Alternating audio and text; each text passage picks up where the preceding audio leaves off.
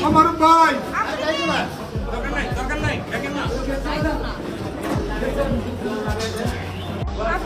আমার ভাই একেই বলে মায়ের ভালোবাসা। আফ্রিদিকে পিচমোড়া দিয়ে প্রিজন ভ্যানে তোলা হচ্ছে।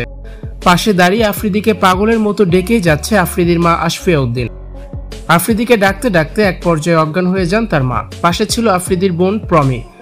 মাকে সামনে রাখেন প্রমি। ভিউয়ার্স, পুরো ভিডিওটি দেখে অবশ্যই আপনার মতামতটি জানিয়ে দিন। আফ্রিদির পুরো পরিবার যেন এখন ওলটপালট হয়ে গেছে।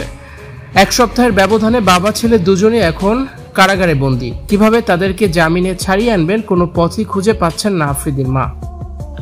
5 দিনের রিমান্ড শেষে আফ্রিদিকে আদালতে আবারও তোলা হয়েছে। আদালতে শুনানিতে আফ্রিদির জামিন আবেদন করেছিল তার আইনজীবী। তবে আদালত জামিন নামঞ্জুর করে তৌহিদ আফ্রিদিকে কাশিমপুর কারাগারে পাঠানোর নির্দেশ দেয়। আফ্রিদিকে আদালত থেকে পুলিশ প্রোটেকশনে নিয়ে যাওয়া হয় পিচমোড়া দিয়ে। আফ্রিদিকে প্রিজন ভ্যানে তোলা হচ্ছিল। প্রিজন ভ্যানের পাশে দাঁড়িয়েছিলেন আফ্রিদির মা, বোন ও তার আত্মীয় স্বজন। এ সময় আফ্রিদির মা আফ্রিদিকে পিচমোড়া দিয়ে নিয়ে যেতে দেখে কান্নায় ভেঙে পড়েন। পেছন থেকে বারবার আফ্রিদি আফ্রিদি বলে চিৎকার করে ডাকতে থাকেন আফ্রিদির মা।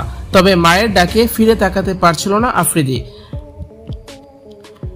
এমনকি প্রিজন ভ্যানে তোলার পরেও আফ্রিদিকে ডেকেই যাচ্ছিল তার মা। আফ্রিদির কথা শুনতে চাচ্ছিল তার মা। ছেলের সাথে একটু কথা বলতে চেয়েছিলেন তিনি। আফ্রিদিকে ডাকতে ডাকতে এক পর্যায়ে অজ্ঞান হয়ে যান আফ্রিদির মা। পরে আফ্রিদির বোন মাকে সামলান। শুনানি শেষে আফ্রিদির সাথে 15 মিনিট দেখা করার সময় পায় তার মা, বোন ও স্ত্রী। এ সময় আফ্রিদিকে জড়িয়ে ধরে বুকে টেনে নেয় তার মা। আফ্রিদির জন্য কেএফসির খাবারও নিয়ে যান সাথে। আফ্রিদিকে খাওয়াতে চান, তবে পুলিশ খাওয়াতে অনুমতি দেয়নি। ছেলেকে খাবার খাওয়াতে না পারায় আফ্রিদির মা কান্না করেন।